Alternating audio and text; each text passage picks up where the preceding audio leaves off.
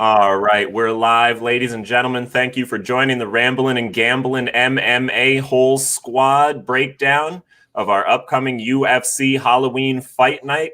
We've got for our main event, Uriah Hall taking on the legendary Anderson Silva, taking place at the UFC APEX Center in Las Vegas, Nevada, this coming Halloween day, Saturday, October 31st, 2020. So let's get right into it. We'll start with the first of 7 fights on our preliminary card. In the UFC bantamweight division, we've got Miles Johns taking on UFC newcomer Kevin Natividad. I just had to give a shout out to Khabib. That's why I'm wearing the hat before I give my breakdown. Let him know. So Miles Johns, Kevin Natividad. Sorry, my headphones weren't on, so I was messed up there. Yeah, there you go. Sorry, I'm not prepared. Anyways, Miles John, Kevin Notiva. This is a great fight to start off the card, by the way. I think this fight's going to be a banger. Miles Johns, I'm impressed with him. He trains out of Fortis MMA. He's with Uriah Hall, Ryan Spann. So he's got an amazing training camp. I watched his last fight. Wasn't super impressed with his stand-up. And that's why I'm going with Kevin Natividad. I think his stand-up is a little bit crisper. I was impressed with his wrestling in all of his fights. He's actually, if I'm not mistaken, he's had one less fight, but he's fought some tough competition coming out of LFA. So I'm going to go with the underdog here. I'm going to go with Kevin Natividad, and both of these guys leading up to this have talked about wanting to finish it. I'm not going to say he's going to finish it. I'm going to say it's going to go to decision, but I think Kevin gets the nod on this one. For sure. Good breakdown, Jason. Overall, both these dudes are like pretty good grapplers, good wrestlers in their own right. Athletic. I feel like that type of this matchup in particular, that kind of is gonna cancel out, and this might end up being just like a striking match, kind of like Usman versus Colby, when two good wrestlers come together, just kind of stand and bang. Both of their cardio is pretty good. I do feel like Natividad has a slight cardio advantage after watching the tape, seeing them go 3 rounds. Miles Johns kind of slows down a little bit, and I seen him. He's a little bit susceptible to getting kneed when he leans in. That's how he lost his last fight. But he does have an 85% takedown defense, so he is an elite wrestler, and he does take down people at a 66% clip. Kevin Natividad, he's got 5 KOs in 9 out of 9 of his wins, so he is dangerous on the feet and on the ground. He's got good wins over a guy like Irwin Rivera, like you were saying. He's fought some good competition in LFA. He's got good takedowns of his own. He'll use a single leg to get the fight to the ground. Great offensive grappling. And, I just think that this is a really, really close fight. And the value from a betting perspective is definitely on Kevin. I think he has the slightly better stand-up. I think he has the slightly better cardio. And I think that their wrestling pretty much cancels out. So go ahead and give me that value money with Kevin Natividad, probably to either finish him late or win a decision. I, too, making it 3 for 3 on Kevin Natividad. I have him winning by decision. Not to repeat what you two said, but the other thing that I like all those things. I do think he has an advantage in the striking, but one thing that I do really like about him is you look at Miles Johns, and he has one more professional fight. Kevin Natividad has 14 amateur fights, though, compared to Miles Johns' 4. Those 10 extra fights, that is a lot of extra time in the cage. And I think that experience is valuable. And I think ultimately that's what gets him to be able to get it done via unanimous decision. All right. James, welcome. Is there anything you'd like to add to our first fight of the evening? Have you all gone for Natividad? Yes, sir. 3? Oh, I'm leaning towards Johns in this one, although it's a very close fight because obviously, as you can see on the screen there, obviously Johns is the moderate favourite in that one, but there's just been that little, come fight week, and over the past couple of days, there's been people leaning towards Natividad, and the pendulum certainly swung into Kevin's favour, and he does definitely have the skill set to win, but I just think if Johns approaches this fight in the correct way, in the correct manner, I know there's just no sort of, you can't really tell between the experience because, as you can see right now, they both sort of fought a similar amount of times. And as you boys touched upon, Kevin's fought a lot at amateur level. But I'm probably going to go for the slight favourite on this one, although there is some value in Natividad in this one, but I think this one goes the full distance. I just don't see there being a finish in this one. They're both very capable of getting the job done, very well rounded. I'm going to go for John's via decision on this one. It's a very close fight, though. Agreed. All right, a little bit of controversy A little bit of controversy. Comes in There's as always one. right away, man. first fight. Perfect. All right, so for our second fight of our 7 on the preliminary card, we've got Courtney Casey taking on Priscilla Cachoeira in the UFC Women's Bantamweight division.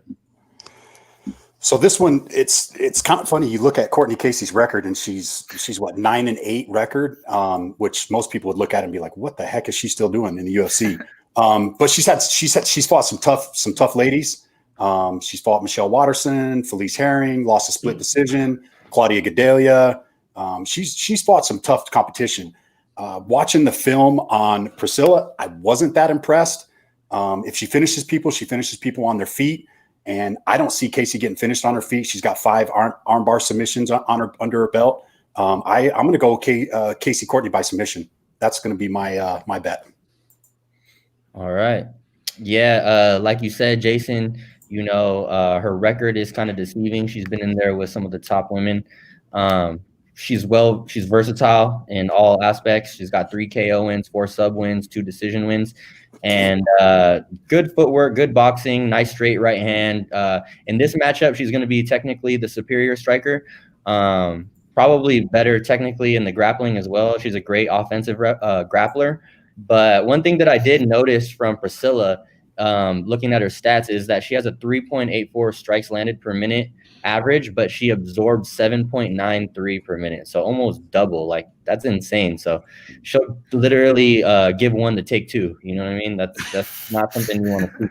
But she does have power. She'll throw looping hooks, straight rights. She swarms in with combinations. She's a pressure fighter. She's got a brawling style. And like I said, I just think Casey is superior in pretty much all aspects besides maybe the power. So you just got to watch out for that right hand. But besides that, she'll outclass her on the feet. And if she wants to, I think she can take her to the ground and submit her. And that'll be the path of least resistance for Casey. And I'm going to have to agree with Jason. I'm going to have Casey via sub.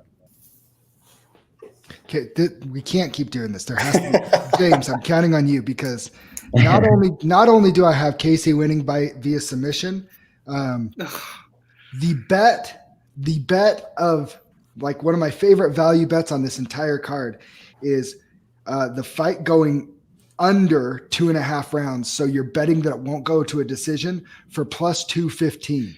I think that there is the huge value. So even if you don't want to bet on the moderate favorite because the odds are a little high for your liking on Courtney Casey, who I do think is the favorite and has really found a good home at 125. She used to be cutting down to 115. You're seeing a fighter that's not taking as a drastic of a weight cut, fighting better for her, like her more natural weight class, and not depleting herself, getting better performances out of that. MMA Lab is a great camp for her to be at. I'm all on it, but I love betting the under in this, because in the slight chance that she does get caught by something, knocked out or whatever, you can still win. But I still have Courtney Casey, but via submission. I'm also going for Casey, but it's via decision, I'm afraid, on you boys. There's no full house on this one, I'm afraid. With Courtney Casey, I mean, she's just, you look at that record, she's just fascinating in her own way. Like, she's just overachieves at times, and then at times we've also seen her underachieve, and she's been in with some really tough opponents. So I think she's very well-rounded in her approach. She's got the tools to win this fight without an issue. But Courtney Casey, she's probably going to make it difficult for herself than it already is, and then it should be. With Priscilla Cachoeira, I mean, she's got a solid punch, but practically nothing else. I think wherever the fight goes, I think Courtney Casey is capable of holding her own. I don't think we'll see the finish. I think we'll just see Courtney Casey get a comfortable decision on this one. All right. Excellent. So moving on to our third of 7 fights on our preliminary card, we've got in the UFC light heavyweight division, following his Contender Series victory in August, Dustin Jacoby taking on Justin Ladette. So I'm just going to put a little disclaimer in there. I may be a little biased on this one, just because I do know Justin Ladette. He actually stayed with me for a couple months when he transitioned from Texas to Utah. Super nice guy. Dustin Jacoby, he had a chance in the UFC. Well, it was about 10 years ago. I believe it was 2011. Took 2 L's, took some time off, went over to Glory. He's been doing the kickboxing thing. Where I'm going to kind of lean Justin on this is Justin is a stand-up fighter. He is a boxer.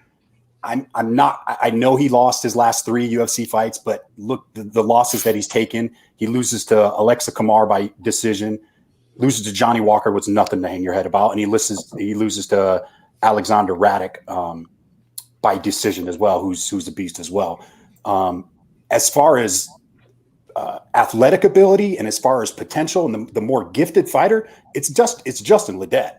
And if he takes this fight to the ground, he's going to finish. He's going to finish Jacoby. Will he do that, or will he get? Will the ego kind of step in the way, and will he want to try to stand and bang? Because Justin has had some boxing matches. I want to say it was like 7 or 8 pro boxing fights. So he might want to get a little. Hopefully he doesn't. But if he takes it to the ground, Justin Ladette can win this fight. I think Justin's a live dog. So I'm taking Justin. All right, taking Justin. Now listen, guys, I don't mean to disrespect you any type of way. No, you guys got your own ties with Justin, so no disrespect. I don't mean it, all right? No, but, not at all. Get him on the phone right now. Hey, relax, bro, relax. I'm just a commentator. No, I'm sorry. So Dustin Jacoby, the -300 favorite. He's an orthodox fighter. He's got 100% takedown accuracy.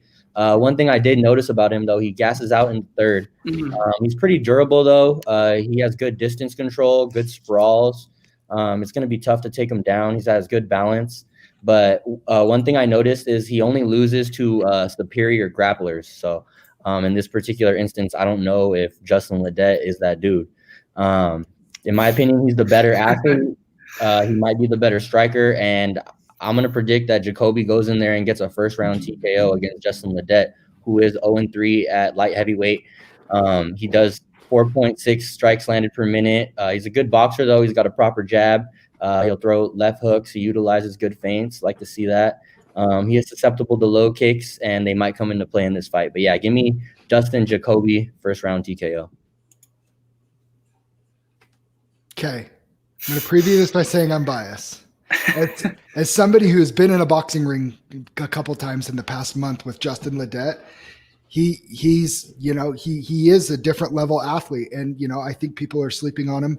You say Justin Jacoby, people feel like Justin Jacoby's the better athlete. Justin Ladette played college basketball. He's a phenomenal athlete. He's light on his feet. He moves really well for a big man. I love the way he invests in body shots. If you watch a lot of his fights, and if you're talking about a guy in Dustin Jacoby who fades late in fights, if you have a big guy that's attacking the midsection in the body, you're definitely going to see Justin as a live dog.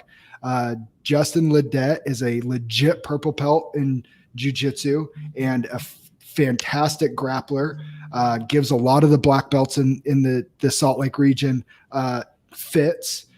Because of his length and strength, a little bit longer than Dustin Jacoby, and he's got a great game plan and coach. And I think if he executes it, he wins via submission in the second round. You look at it now, obviously with Justin Ladette, those 3 losses as you touched upon earlier, Jason. There's to some very tough level of competition. So take nothing away from him, because as of right now, there's no shame in losing to Rakic. There's no shame in losing to Johnny Walker.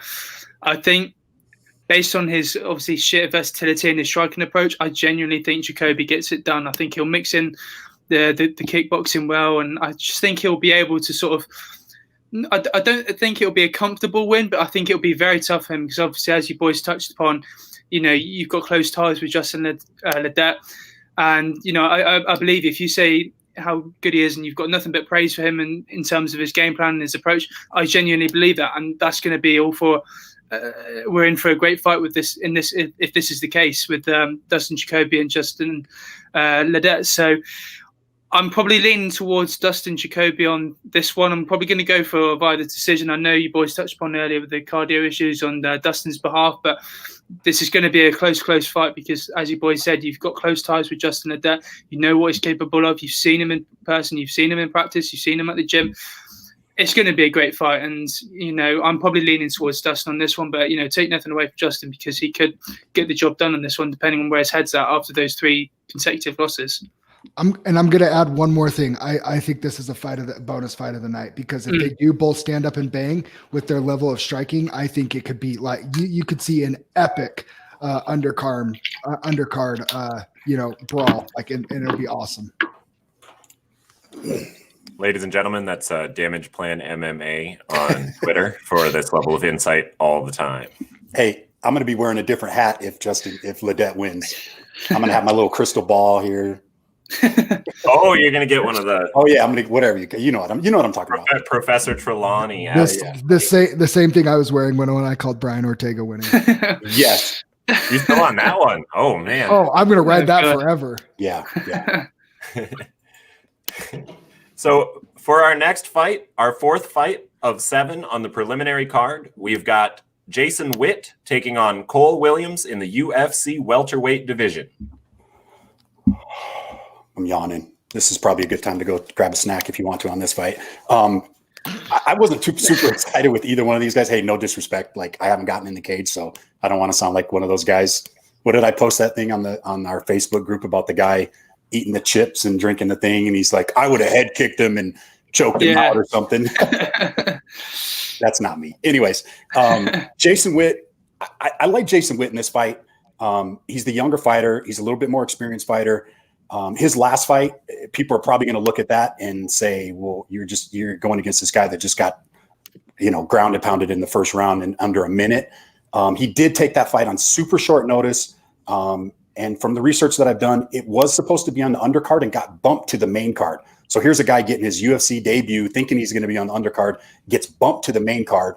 So you can imagine the nerves that this guy had going into this fight. So, I like him. He trains at Glory MMA, trains with James Krause. I love those things. If you're looking to go the other way with Cole Williams, the only thing that I saw that could stand out is Jason Witt has been knocked out 4 times out of his 6 losses. So you could possibly see a Cole Williams KO in here. I just don't think it happens. I think Jason Witt gets it done. Yeah, Jason Witt. This dude, he likes to throw head kicks, throw some overhand rights, some stiff jabs, good uppercuts is what I've seen on the tape. He's got some nice ground and pound, but he likes to stay in half guard for control, which I like to see sometimes, just so that way you're not losing the position. You're just maintaining that top control. He probably has a slight power advantage and a slight technical disadvantage. And in my opinion, he's got the better cardio in this matchup, which might come into play. Got Cole Williams. He's got 4 sub wins to his name. He lost his debut to Claudio Silva. He's a striker. He's very comfortable on his feet. Very nice straight right hand and overhand right. Doesn't have the best striking defense. He'll use trips with the underhook to mix it up. But he keeps his hands relatively low. I don't know. I mean, unless you got amazing fast twitch muscle fibers, don't really want to be doing that. But nicely timed underhooks. And his path to victory is an early finish with these gas tank issues. So, but I don't have the best read on this fight, but I'm gonna lean Jason Witt, probably to win a decision or a submission. But yeah, like I said, I don't have the best read on this fight. This is a pretty weird fight. You have 2 older fighters that are both just 0-1 in the UFC. Cole Williams, almost 37 years old here, and Jason Witt, 33. Cole Williams, obviously with the 11-2 record, a little bit better, and Jason Witt has shown to be very beatable. But I just think that the experience and cage time and looks like a little bit more experience and a little bit younger. At this weight class, I think once you start getting into your upper 30s, it makes it very tough. Hence the reason why I don't think I'm going to be making a giant run into the UFC as a welterweight, as I'm already in my 30s as an amateur. I'm going to go with Jason Witt's youth and just a little bit more power to put this one away. Late second, early third round finish by punches. I'm probably leaning towards Cole in this one. It comes a bit of a shock to you. I think, Jason, wasn't it you said 4 out of Witt's 6 losses came by knockout? Yep. Yeah, I think as you boys touched upon, there's some sort of gas tank issues with Williams on his behalf. I think if he does get the fight done, I think he gets it done early on. I think personally, from my point of view, I think Williams is just a sort of the sharpest striker, only slightly, just very, very, very slightly, in my opinion. I just think he has enough to get the fight done early on. He does have the ages certainly in Witt's side, and he's also got the experience as well. Both are going to want to impress because, they're both coming off of their debut losses in the UFC. It's not the most interesting of fights on paper, to say the least, with no disrespect to both blokes. But I think if Williams gets it done, he's got to get it done very early on, probably via a first-round knockout. Once we see the end of both fighters going into the second round and into the third, that's when we see Witt sort of outpoint Williams and take him apart and eventually get the decision. But I think Cole Williams will get it done early on. So I'm leaning towards Williams via first round TKO on this one. I can see it. Yeah, that wouldn't be a bad bet, honestly. I think the line's pretty close on that one too, if I'm not mistaken. It's almost a coin flip. Yeah. All right, excellent. So moving on to our 5th of 7 fights on our preliminary card, we've got Sean Strickland taking on Jack Marshman in the UFC middleweight division. So this is the one fight that I didn't get a very good read on. I do like Sean Strickland. He is coming off a pretty long layoff, 2-year layoff. But we did just see what Ortega did with the 2-year layoff.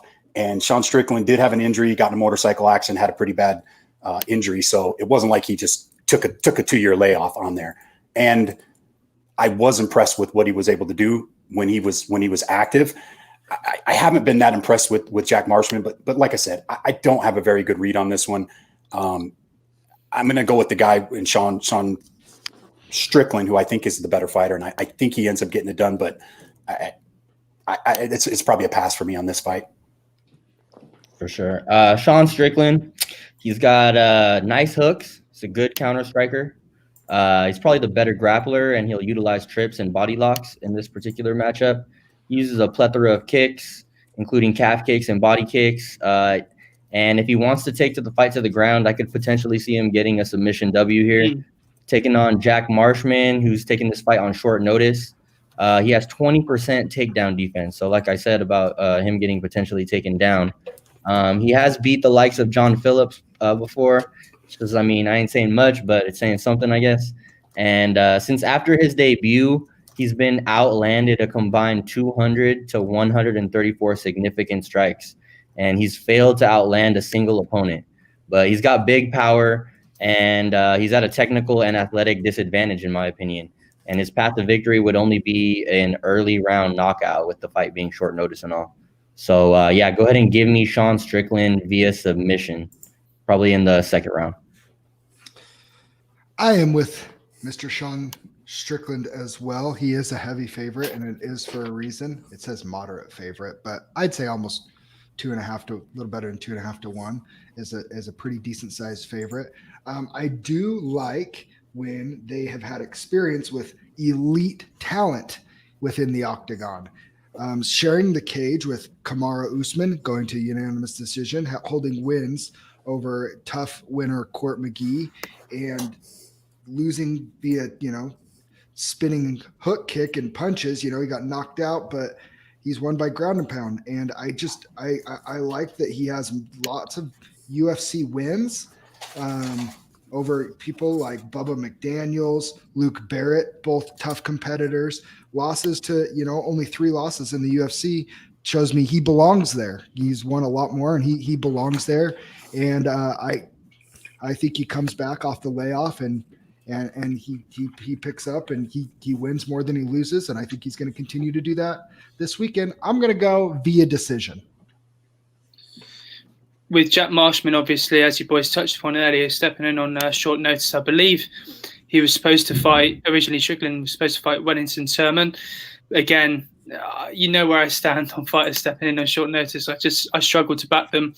And as a proud Englishman, I always want to see the bloody Welsh lose, if I'm going to be perfectly honest with you. Whether it's football, rugby, you name it, I love seeing the Welsh fall. So I think with Sean Strickland, you've seen with Marshman's losses, and again, that takedown defense is just absolutely abysmal. And I think as soon as the fight does go to the floor with Strickland's great wrestling and submission chops, and his ability to compete on the ground, I think he can certainly get the early submission. And with Marshman, his probably path to victory is just sort of potentially getting it done early and outpointing him in the way. But I genuinely don't see that happening. I can see, again, as you lads touched on earlier with Strickland, some of the fights he's been with, some of those, these real top athletes, I think that will benefit him in this fight. And I'm probably leaning towards Sean Strickland via early submission. So I'm going to go ahead and say in the first round. To sink the bloody Welsh. Sink them. According to our YouTube analytics, we have more viewers in England than we do in Wales. So at the moment, we stand. Boy, he's shouting us out over there. Yeah. At the moment, we stand with UFC Deluxe. My God. All right. Let's see. All right. Next up, our 6th of 7 fights on this preliminary card sees 2 UFC newcomers facing off, with the recent Contender Series victor Adrian Yanez taking on Alaskan regional star Victor Rodriguez in the UFC Bantamweight division. All right. So on this fight, what I really like about this fight, well, Victor Rodriguez, for one, is taking this fight on short notice, and we just heard James's breakdown on the short notice fight. So we'll start with Victor Rodriguez. So that one knock, him taking this fight on short notice, I don't like at all. 2, he hasn't fought any kind of competition at all. He's fighting out of Alaska. That Alaska Fighting Championship, they just don't produce very many fighters out of there. And if you look at the guys that he fought and the records of the guys that he's fought, I just have not been impressed with it. Adrian Yanez, on the other hand, his 2 losses were by split decision. He lost to Miles John, who we're going to see in the opener, by split decision. So that could have went either way. And then he lost earlier 3 years ago, LFA, to Domenico Pilarti. So this guy could very well be coming in here undefeated. He's got impressive, good body shots. I mean, I don't even really need to break it down. I think he's going to end the fight in the first round. So I'm going to go Adrian Yanez first round KO. Let's go. No, this is an interesting fight. We got Victor Rodriguez, 7-2. Doesn't have the best striking defense, but he'll keep coming forward. He's a power puncher. He likes to throw a strong left jab. Like you said, he is stepping in on short notice, and he has less experience against weaker competition. Talking about his opponent, Adrian Yanez, this dude's very bouncy on his feet, got superb boxing skills. He'll invest in the body, good cardio, nice takedown defense. He's an athlete. Man, and I just see him skill for skill. Yana should finish Victor within the first 2 rounds, probably within the first. I think his boxing is too nice, and I think Victor's striking defense is just pretty bad. I see Yanez as a potential parlay piece. I know I didn't really mention anything about Sean Strickland, but him as well. I think them 2 together. I mean, I don't even know what the odds are on those 2 fights, but I just see them jumping up. They've jumped up a lot. Both as locks as you can get. I see both these guys just handling it, and give me Adrian first round TKO. This is boring. I got Adrian first round TKO as well. There's levels to this game. We hear it all time and time again. You guys already said it all. There's levels to this game, and one guy has been headlining and co-main events on LFA cards and getting wins on Dana White Contender Series, and then the other guy is beating people up in Alaska. And no offense to Alaska MMA, I'm sure it's great, and I'm sure there's a lot of really good fighters coming out of there, but that is a different level of competition, being called up to having that experience of fighting on a big show like LFA that travels across the country, fighting at the Dana White Contender Series. He's going to be a little bit more comfortable with the big stage, with both of these making their UFC debut. And I think that skill for skill, Yanez undoubtedly, but that type of experience, I think, gives him a huge mental advantage. And Victor obviously has heavy hands. He wins all of his fights by punches and knockouts, and that's great. So he carries the power to knock this guy out. But I think Yanez has probably faced big, scary power punchers before, and I don't think Victor has faced anybody with the skill level of Yanez, and I think Yanez makes it look easy. I mean, what more can I say? Both men, obviously, as you touched upon, there's that making their UFC debut. I think with Yanez, again, competing in the tough competitions, the tougher opponents, I think wherever the fight goes, Yanez is going to be able to hold his own against Victor Rodriguez, who just hasn't fought those tough guys in the bantamweight division. And I think I'm leaning towards Giannis. It's a full house on this one. I just think wherever the fight goes, he's comfortable in holding his own. You've seen with Rodriguez, he's too easy to hit at times, and to survive those hard shots against a hard striker in Adrian Yanez, I genuinely think he gets it done early, because it's just going to be a tough night at the office for Victor Rodriguez. I don't think he has the ability to survive those early, hard shots. And again, I'm going to go for a Yanez via first round knockout. It's a bit of a mismatch on the UFC's part, and fair play to Yanez because he's going to get the job done. So do we see this? It sounds like this maybe is a fight that we would consider putting part of a parlay with something else on the card, perhaps. Since everybody seems very confident in Yanez, more so. I actually like Yanez, and then we're getting ready to go talk about the next fight. I like the next fight we talk about, Hernandez. Those two are probably my two locks on the card. Perfect. Well, yeah, let's slide on to that fight. That's going to be our featured prelim on our preliminary card, starting at 4 p.m. Eastern time on Halloween Day, October 31st in Las Vegas at the UFC APEX Center. And for that fight, we've got Chris Grutzemacher taking on Alexander Hernandez in the UFC lightweight division. Lightweight division. I love this Alex Hernandez guy.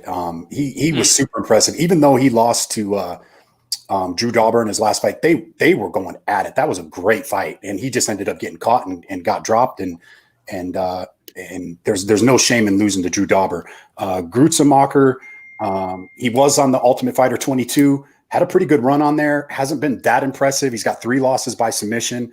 I just think Alex Hernandez is head and shoulders. He's just the better fighter.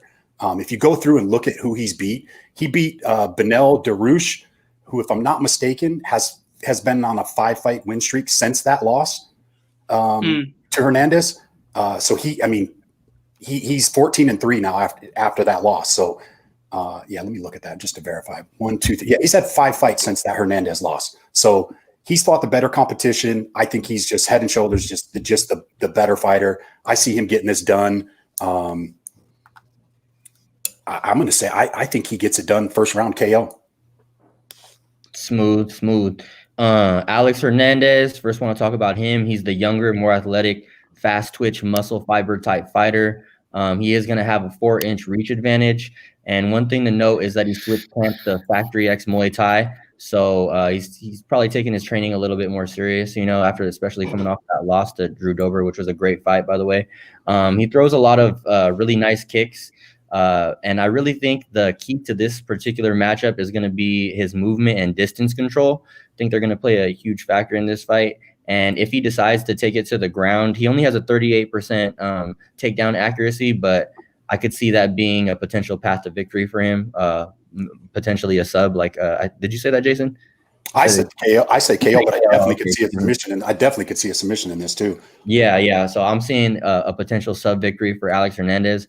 But talking about his opponent, he lands 7.12 strikes per minute, so that's pretty good size right there, and he absorbs 5.09 per minute. He has a 62% takedown defense, and like his nickname suggests, he's a gritty fighter. He's one of those take one to give one. He has had a long layoff though, and he doesn't have the best striking defense. He's got some good sprawls, good takedown defense, like I said, knees and elbows, and when in close range, and he puts in good work to the body. He's not a technical fighter, but he does put out good volume. Like I said, about the 7.12 strikes landed per minute. But yeah, go ahead and give me Alex Hernandez. Like I said, he's the younger, faster, I think more hungry fighter, and he should have the advantage with his movement and distance control. So I'm probably I think his path of least resistance is taking him to the ground and subbing him. So I'm going to go Alex via sub. I really like Chris the Grits.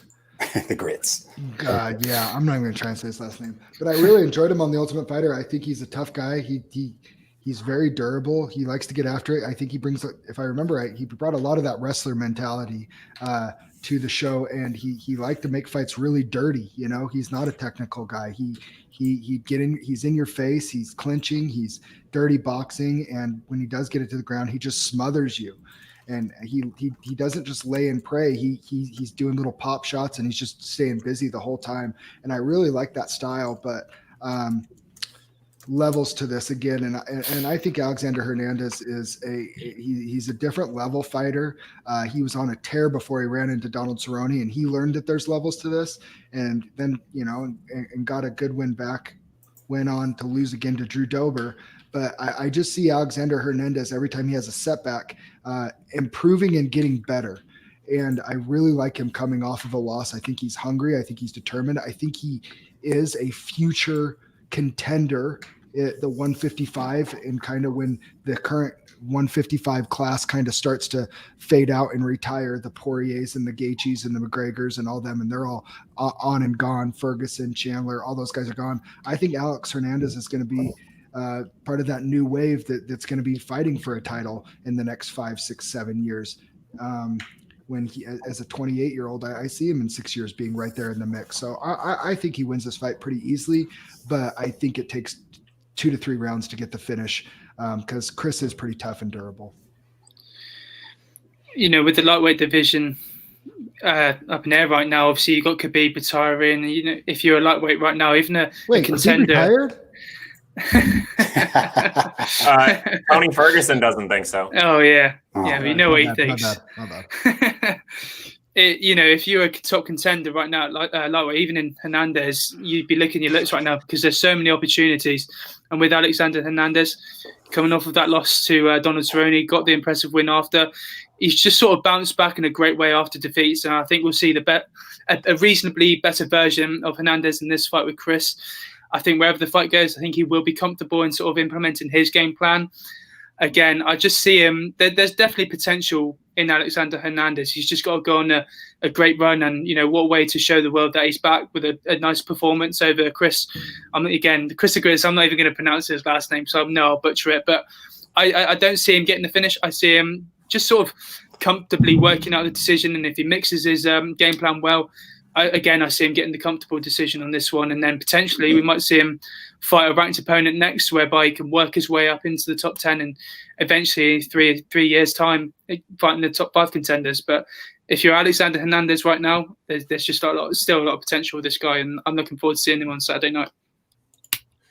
All right, excellent. So that was the final fight on our preliminary card. Gentlemen, everybody looking okay on time? We've got just 5 fights left for the main card. Yep, let's roll. All right, let's do it. So, ladies and gentlemen, starting with the first fight of the evening on our main card, taking place at the UFC APEX in Las Vegas, Nevada on Halloween Day, October 31st, 2020, headlined by Uriah Hall taking on Anderson Silva. Our first fight of 5, we've got Bobby Green taking on Thiago Moises in the UFC lightweight division. The resurgence of Bobby Green. Who would have thought it?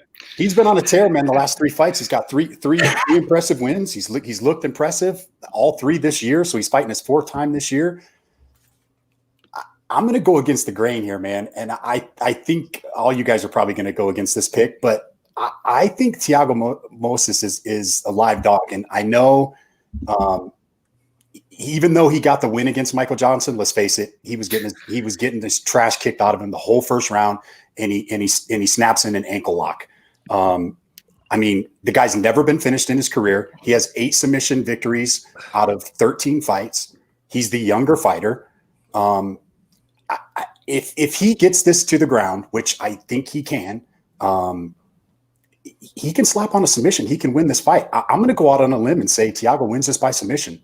That's going to be my underdog pick of the night. And I'm telling you, just because everybody's going to be all over Bobby Green because of the run he's been on, Thiago's going to surprise it. I think Thiago's going to win by submission. That's my underdog pick. I can't even believe I co-host a podcast with you. Chalk it on the board right now.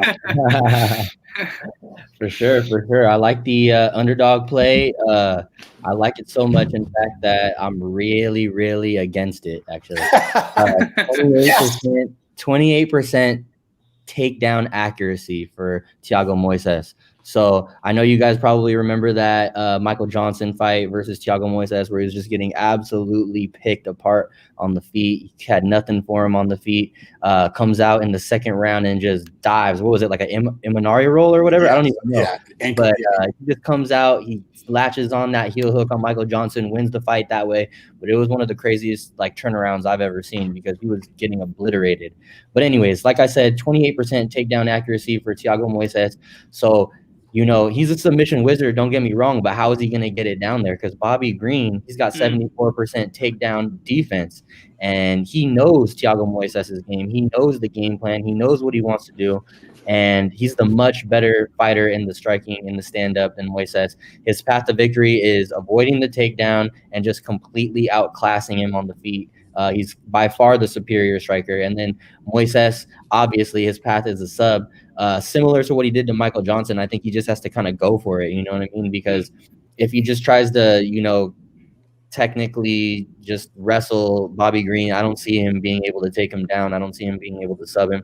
Bobby Green, give me him via decision.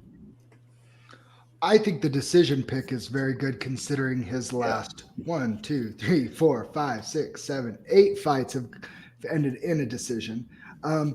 Before Jason has absolutely lost his mind. You guys are going to all be saying, apologizing to me next week. There is one guy in the UFC who's stopped Bobby Green, and his name is Dustin Poirier. And Thiago Moises is not another Dustin Poirier. I do not believe he has the skills to put him away. And he has shared the octagon with some very, very good fighters. Our boy James Krause 7 years ago, Josh Thompson, Edson Barbosa couldn't get him out of there, even though he beat him. And a couple times with Lando Veneta, who is one of the most violent fighters in the UFC. You're out of your mind, Jason. And if you want to pick the underdog, that's fine. But if you do it, it's going to be by decision. He's not getting submitted. And Thiago Moises is not outpointing Bobby Green in a fight. It's Bobby Green. You can put that as part of a parlay. You're out of your mind. You gotta roll the dice. This is why we play the game. This is why we play the game. Hey, how about this? Bobby Green wins, you throw away that stupid wig. Deal. And if he loses, you bet I'll wear the wig. I'm gonna have. If he loses, I'll wear the wig. All right, all right here. That's documented. That's clip that. With Bobby Green, obviously, the vastly more experienced fighter, and it's crazy. You know, he can go 4-0 in 2020. It's just ridiculous the resurgence of Bobby Green. Whereas with Thiago Moises, obviously, his path to victory is the submission. But as you touched upon earlier, lads, Bobby Green's a tough lad to take down, and it's not going to be easy to take Bobby down. And on the feet, there's a clear winner in this one. It's just Bobby Green. He's a more sharper boxer, and again, like I said, he's tougher to take down. And sort of, if you do get to the Bobby Green to the floor, it's certainly going to be difficult to keep him there. I don't know. I think all the confidence is going to be riding with Bobby Green in this one, and I think he will get his 4th victory in 2020. I see him doing it via decision. I don't think we'll see the finish. If Moises does win, it's going to have to be something really spectacular, because I just cannot see how he can get this done. So Bobby Green by decision. Just wait till next week. You guys just wait. You'll be dishing out that humble pie. I can't wait to throw that stupid wig in the garbage. You made that fight more entertaining for me, though. Of recording all of our picks for the rest of the world to be able to see for the rest of time. It's one of the great things about the internet, isn't it? All right. So moving on to, by default, aspiring burners, big boy matchup of the evening, I guess. I didn't have another one, so this is it. Dun-dun-dun. This is the one. We've got Maurice Green taking on Greg Hardy in the UFC heavyweight division, and they are some big guys in there. These are some big boys in there.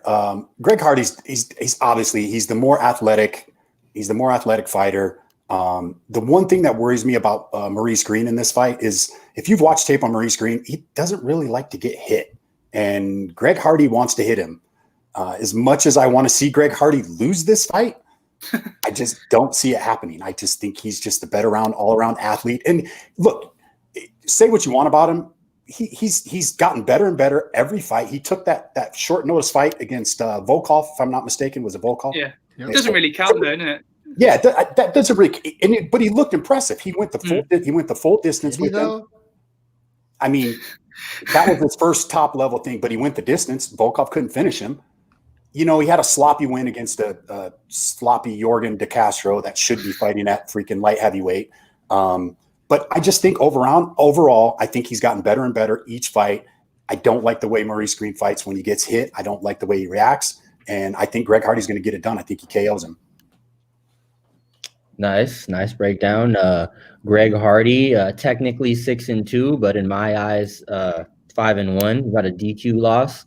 Lands 4.48 strikes per minute, absorbs 2.79, so a pretty decent differential. Should have the athletic advantage of this matchup.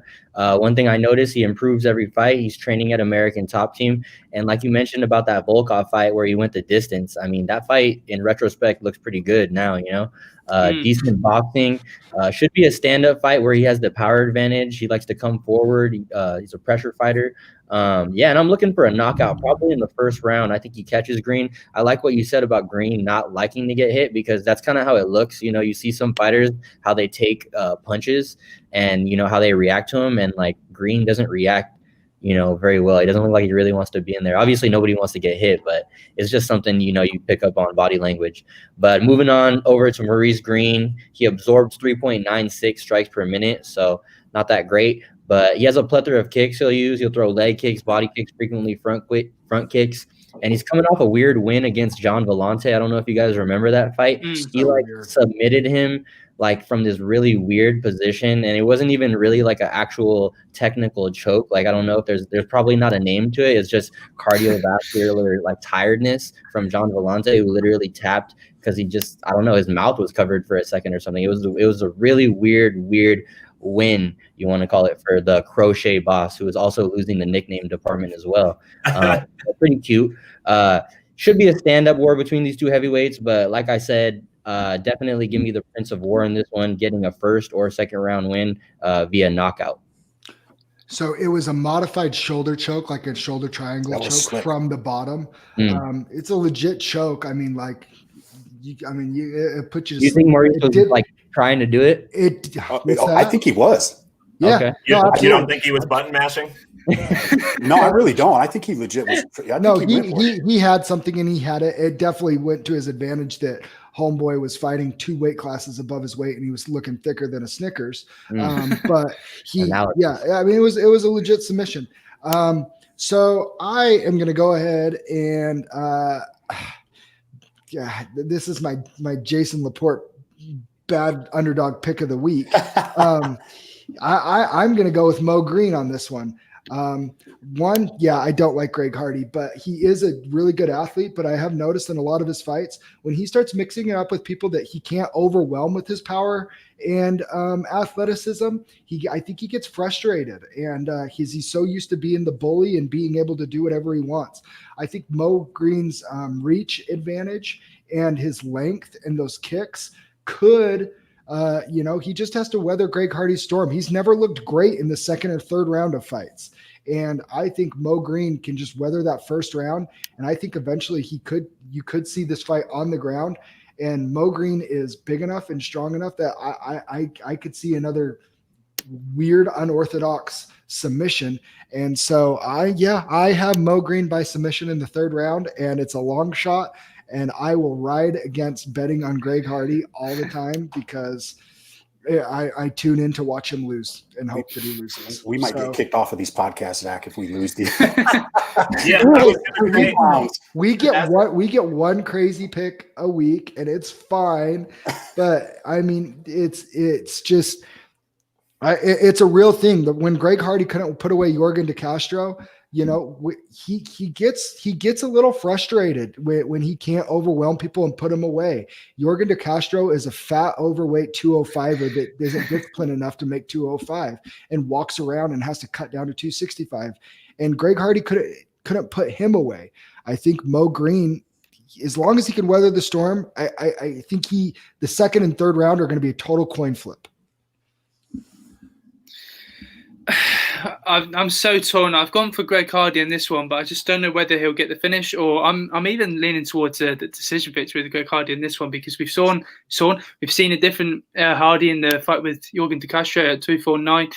You know what to expect with Hardy. He hits with so much speed and with more impact. And I think Green's going to have to seriously bring his A game for this one. If he's going to beat Greg Hardy, I think he's going to have to outpace him for the win. But I think with this fight, you know what to expect. I think both men are going to more likely stand and trade. And, you know, it's a case of who can knock each other out, who can knock who out. And again, I think most likely the pair are just going to trade in all sorts of striking shots. And I don't know. I want to say Greg Hardy via some form of knockout, but I think looking at his last fight against Jorgen De Castro, he does have the ability to finish Moise Green. There's no way I'm backing Moise on this one, but I just don't see him getting the knockout in this one. I'm going to go for a decision victory. It's a strange prediction, but the power is there with Greg Hardy. But after looking at his last fight with Jorgen De Castro, I'm not overly convinced that he'll get the finish this time around.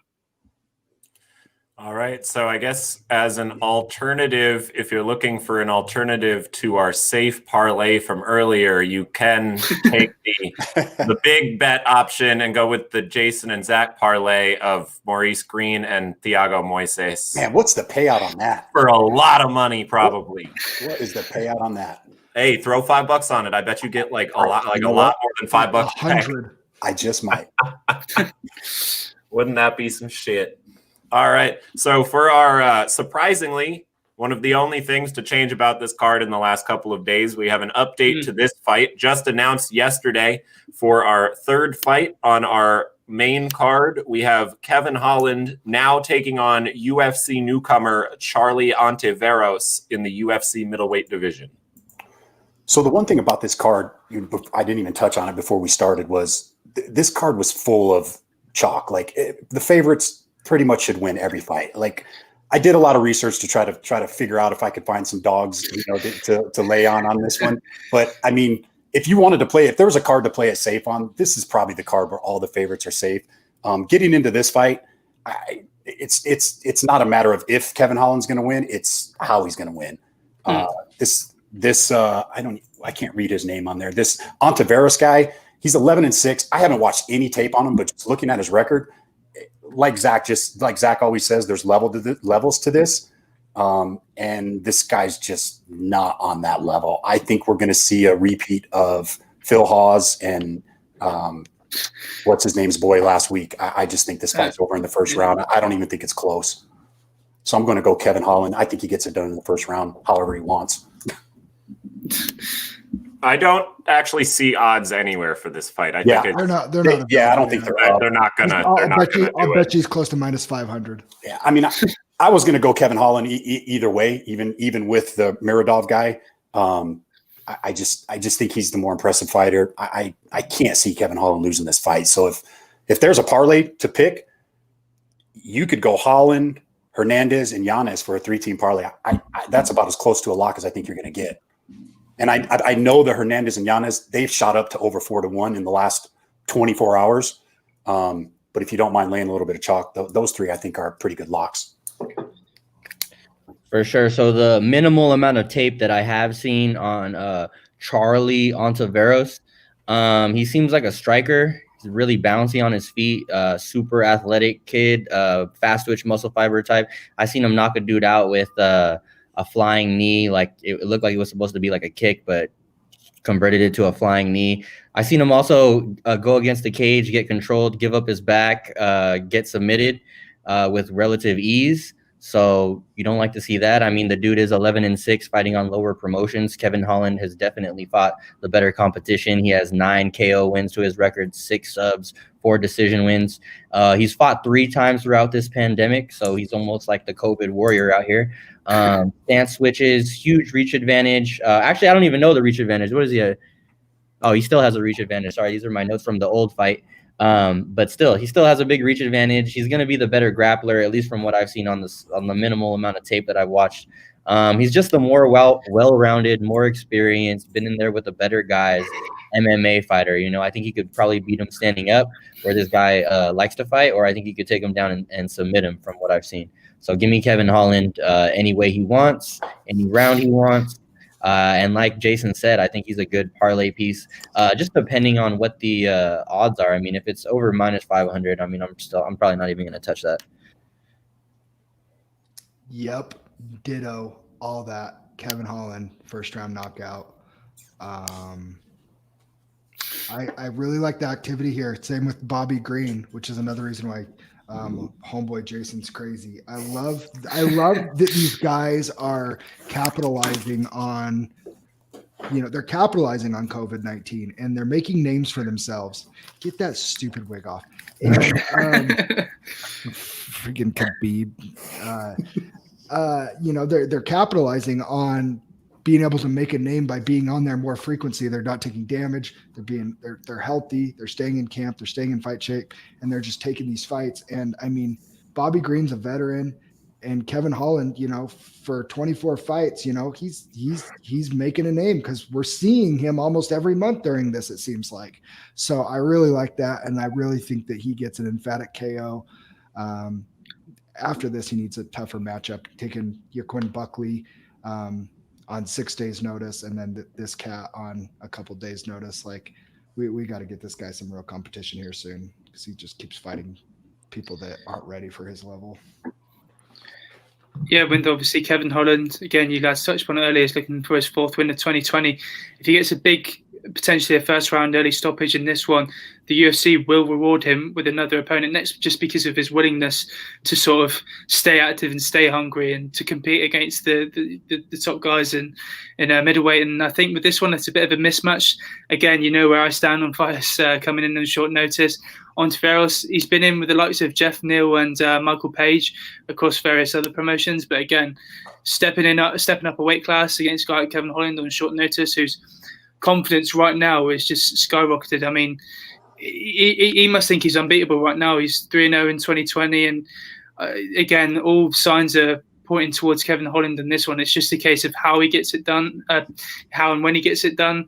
I think he'll be an early stoppage in the first round. I think he'll be able to get it done. It's a shame with Anteveros stepping in on short notice against a guy like Kevin Holland. It certainly will be a tough night at the office for him. So I'm going to go for Kevin Holland by a first round TKO. All right. Sounds like a clean sweep for that one, which is not particularly surprising to me. So for our co-main event of the evening, we've got the number 17 ranked Bryce Thug Nasty Mitchell looking to keep his professional record perfect as he takes on the number 16 ranked Andre Touchy Fili in the UFC featherweight division. Burner, those are impressive. That's impressive, man. I like the way you're breaking that stuff down. I actually have been talking to a professional boxing announcer about how to get in touch with promoters and start doing live events. Well, it's showing, man. It's showing. Yeah. Anyways, good job. I appreciate the effort. Well, thank you.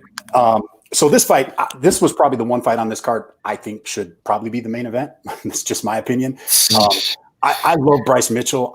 He's an up and comer. If you go back and look at his record, counting his amateur, which he only had 3 amateur fights, he had 10 straight submission wins starting his career before he started going into decisions, and then a couple more submissions in his pro career. The guy is slick on the ground. He's submitted 2 people with that twister? 2 people. Maybe it was only 1, but he did get 1 and a half. He almost had it. Yeah. That Matt Salis guy. Here's where I'm going to go against Bryce Mitchell on this and Andre Fili. Andre Fili's been in there with pretty much everybody. He's going to be the bigger fighter. He's coming in with a 4-inch reach advantage. I like that he trains out of Team Alpha Male, which there is some familiarity with Bryce having fought Tyler Diamond in a very close fight on the Ultimate Fighter, which Bryce Mitchell did end up getting the W on that one. So he doesn't. He may get taken down, but I think he's smart enough that I don't think he's going to get caught in a submission. And I honestly think he just outpoints him. And I think Andre Fili is going to get this done. I just think there's levels, like we keep saying. Like we all keep saying, there's levels to it. I mean, you got Fili with almost 30 fights. I mean, if Bryce Mitchell pulls this out, then I'll give him his props. But as of right now, I just think the experience is just going to be too much. And I think Andre Fili wins a decision. Yeah, I love the breakdown, Brody. We're gonna disagree on this one, but I like it anyway. Bryce Mitchell, the hype is real. This dude's got 9 submission wins, 5 decision wins, 0 KO wins. One thing to note, though, he only has a 41% takedown accuracy. So, this is a styles make fights type of matchup. We got the amazing grappler versus the good striker, but Andre Fili is more than that. He's a good striker. He's well versed in all aspects of MMA. He's got some BJJ, he's got some wrestling, got some grappling. He's an MMA, artist.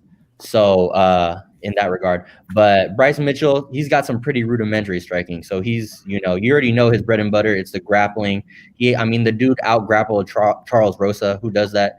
You know what I'm saying? He's gonna have the advantage in that particular realm of MMA, but can he get him down to the ground? That's the big question. Can he? With 41% takedown accuracy, with Andre Fili knowing what he wants to do, like Jason said, he's the bigger fighter. He's been in there with the better competition. He has more experience. He's fought guys like Calvin Kattar, Michael Johnson, Yair Rodriguez. One thing to note, though, in his fight with Sadiq, he was able to control Fili in the stand-up when it wasn't going his way on the feet. So, Sadiq, he's an athlete. He's a good fighter in his own right, but he's not Bryce Mitchell with the grappling. So, like I said, if it stays on the feet, Fili should have the advantage. He's the technically superior striker. And if it goes to the ground, Bryce Mitchell should have the advantage on the ground. So, who's going to be able to implement their game plan? I like to lean the grapplers. I like to lean the wrestlers. I was really, really confident earlier in the week in Bryce Mitchell. I thought Thug Nasty was going to take it with ease, but now I'm not so sure. Looking at Andre Fili, he's really a respectable fighter. He's a vet. Even at his young age of 30, he's been in there with really good competition. And I'm just gonna have to go Bryce Mitchell via sub, probably a late round sub. But I think this fight is really, really close, really, really close. And I think Fili could win this. I think it's a toss up. It is close. It is a toss-up. Obviously, Bryce is the one of the hot things in the UFC right now. Getting that twister win, and then it was against Charles Rosa, I believe, where he just mauled him on the ground, almost got the twister a couple times. He's an elite grappler, and he looks like it. But again, we do this time and time again, where these young hype trains come and they fight established UFC veterans that, quite frankly, Fili's just touching his stride of the prime of his career. And I actually see Andre Fili controlling this fight and winning comfortably by decision. I don't really think that there's anything that Bryce Mitchell can do to him that he doesn't see on a day in, day out basis at his gym with Team Alpha Male, with a team full of elite grapplers. He has been raised up rolling with Uriah Faber, Tyler Diamond, mutual, opponent of Bryce Mitchell's, Chad Mendez, Cody Garbrandt, TJ Dillashaw used to be there. He was in a room. He's been in a room full of killers. And I think this is the typical, like, the young stud is getting the push up, and we see them get knocked down quite frequently when they get kind of challenged too little, too fast, almost Sean Sugar O'Malley-ish, where we all thought for sure he was just going to beat, Chico Vera, and it just doesn't happen that way. And I'm a big believer in the best nickname in MMA, Andre Touchy Fili. I got him winning by decision. Again, this is a close one. It's a clash up in styles, but with Fili, he's got 28 professional career matches under his belt, and he's 30. It's ridiculous how much experience he's got, and he's trained at a top gym with some top athletes, and he's just a wild athlete who has high work rate. He's very comfortable on the feet, due to his bit of a street fighting background. He's got the knockout power in those hands. He likes to mix in those strong leg kicks, and again, what to expect from Bryce Mitchell. His submission and his ability on the ground is really his bread and butter. And with Fili, he's got a decent grappling ability as well, but you don't want to be playing around with Mitchell on the canvas. So again, if he can keep the fight standing, then we may see Fili pick him apart towards the last rounds. But I genuinely don't know. I believe I'm all for the hype train. I think Bryce Mitchell does get it done because eventually he will take the fight to the floor. It's just a case of what Fili is capable of when the fight gets taken down to the floor. You know, he does have the ability to hold his own on the canvas. I just think Bryce Mitchell is a different kettle of fish on the mat. So I'm going to go for the submission with Bryce on this one, but it will be a tough fight to say the least. I'm looking forward to it. Let's go, Thug Nasty. Bernie, you got to be the tiebreaker since it's the co-main event. Give us your pick. Andre Touchy Fili. Get him out of here, boo. That's gonna be a great fight, I think. That's gonna be a very good fight. Looking forward to fight. The people's main event. Yeah. Yep, for sure. Yeah. Well, the analysts main event, I think. That one's for the UFC heads more than the main event, I think, is something for the broader spectrum of sports, it seems. Smooth. Just because Anderson Silva is such a recognizable name for so many people. Speaking of Anderson Silva, that takes us on to our main event of the evening, coming to you live on ESPN Plus by way of the UFC APEX Center in Las Vegas. The number 9 ranked middleweight contender Uriah Primetime Hall seeks to add a third win onto his streak as he takes on the Spider, the legendary Anderson Silva, who is adding a third decade onto his already storied UFC career. Man, goosebumps. You just nailed that, man. I mean, sign him up. I need a better camera, but y'all can't see that, but it's goosebumps right there, bro. Yeah, that's impressive. I mean, it's you just call that, man. Not even for the fight. I got goosebumps. He's arguably he's on top of a lot of people's pound for pound list as being one of the greatest of all time, and it's kind of hard to dispute. He's been impressive. I just think he's kind of come to the end of the line. He's 45 years old. I kind of wish he would have thrown on the gloves, but I get it. After listening to all these guys talking about it and still having that urge and still wanting to get in there and compete. I mean, I get that part of it, but I just think I would have liked to seen this fight 3, 4, 5 years ago. I just think you probably would have seen a little better matchup. Uriah Hall coming in here, and Uriah Hall was supposed to be the next Anderson Silva. Never quite kind of lived up to that, lived up to the hype. He's kind of come in not looking so good at times. He just hasn't been that impressive. But I kind of think we're seeing a little bit of a resurgence with him. He is coming off a 2-fight win streak. And I think he gets this done. And I see him finishing Anderson Silva. And I think it's going to be, I want to say it's the over-under is 4.5 rounds. I'm going to go with the under 4.5 rounds on this. Love that look. I agree with that look. Under 4.5. We agree. Under 4.5. Get the weight back on. Get the weight back on. Seems pretty good, man. But yeah, what can we say about Anderson Silva without giving an entire history lesson on MMA? I mean, the dude revolutionized front kicks. He put Forrest Griffin in a blender. And, I mean, he could still potentially put Uriah Hall in the Matrix. I mean, he's that type of talent. Even at age, what is he, 45? Yeah, he's 45. But he still has, that mentality, that striking mentality. He might not have the reaction time and the athleticism, but he's still an incredible counter striker, as you guys seen in his fight against Israel Adesanya. We all know his pedigree. But anyways, Uriah Hall, I really feel like he could utilize an arsenal of kicks in this fight against an aging Spider who we've seen hurt with leg kicks in the past. His most recent fight against Jared Cannonier, you guys remember he got hurt his leg against Chris Weidman. So attacking the lower body is something that you could really implement. And that under 4.5, I just feel like is money for Uriah Hall. This is a battle of counter strikers, and this could potentially be a boring 5-round fight. But I just feel like the youth and the determination of Uriah Hall is really going to come into effect. He's got those amazing spinning kicks. He has highlights of his own.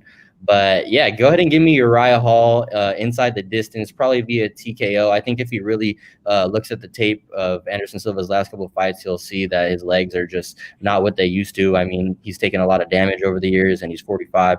So, Uriah Hall inside the distance, TKO.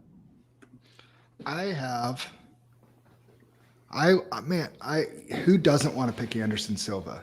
I mean, you want to, but he's 45. This is not a young man's game, or this is not an old man's game. And Uriah Hall isn't some young buck himself. So because of that, I am picking Uriah Hall via decision. I agree. They're two counter strikers. I actually think it's going to be a pretty slow pace. It'll have moments of upticks in exchanges, but I think it's going to be a fairly slow pace, high level chess game. And I think we're going to see them play a point match fighting. Basically, I think Uriah Hall wins. Anderson is always been very good and very cautious about, especially in the later rounds or in his later years, mixing in with people's power. If you notice, he didn't engage a whole lot with Israel Adesanya, and I see that fight going very similar to this one. And Izzy didn't put him away. When you have two counter strikers and two elite strikers that play that high level of a chess game in the striking game, I just think that's what you're going to get. I just think you're going to get a slow place chess game, and Uriah Hall's little bit of youth and might have some better moments in the fight is going to win him probably a pretty decisive, I'm going to call 49-46 victory.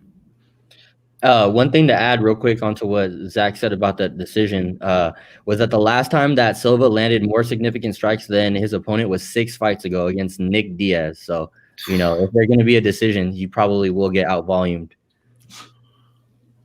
It's no secret with Uriah Hall. You know what to expect. And obviously with Anderson Silva, he's a true great of the game.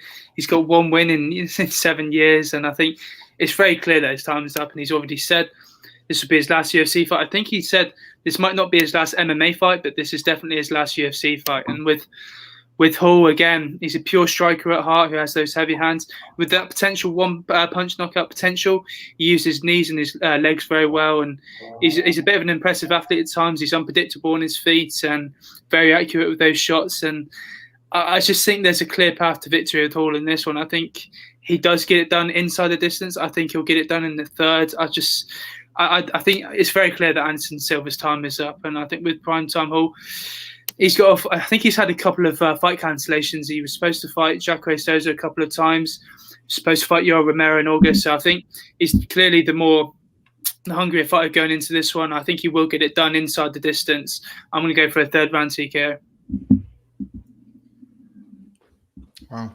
All right, excellent. I am in the camp that Anderson Silva probably should be retired prior to this fight a little bit. So I am definitively taking Uriah Hall, and I think by stoppage under 4.5 sounds good to me. I mean, he's 45. That's not, it's, time comes for every man. And I think, yeah, that's my main reason is really just because he's been fighting in the UFC since like 1998. So.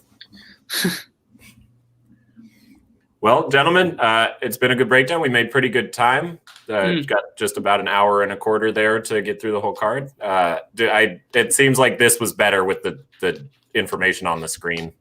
That was sweet. Thank you. Yeah, no, it helps a lot. Just having a visual, people, so that way they don't gotta have photographic memories when we're spitting out stats.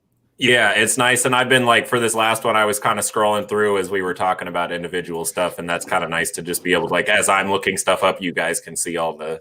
Yeah, absolutely. I love that. Yeah. It could be something we can adopt feature. Yeah, I will definitely do this in the future. What's up, Zach? I got to bounce. Thank you, gentlemen. Yeah, take care, mate. Take care, man. Cheers. Good luck on your fight, man. Hey, good luck, mate. All the best. Good luck.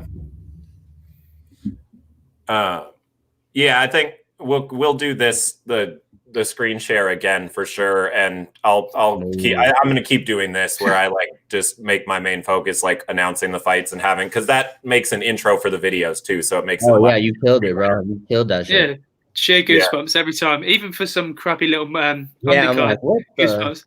I'm like, how am I wasn't excited for this fight before. Crazy. Yeah. So I think this is peak. It's getting better every week. So this has been this was a good one. Hey, I appreciate you guys coming on, man. Take care. I hope you guys have a good night. Yeah, man. See you later. All the best, chaps. See ya. Ladies and gentlemen, I'd like to thank you for joining us for the Ramblin and Gamblin MMA Whole Squad UFC breakdown. This has been for Uriah Hall taking on Anderson Silva as the main event this coming Saturday, Halloween, October 31st. The main event of the evening is going to be starting at 7 p.m. on the eastern seaboard of the United States, and we will look forward to watching along with you. And until then, thank you very much for watching and have a great day.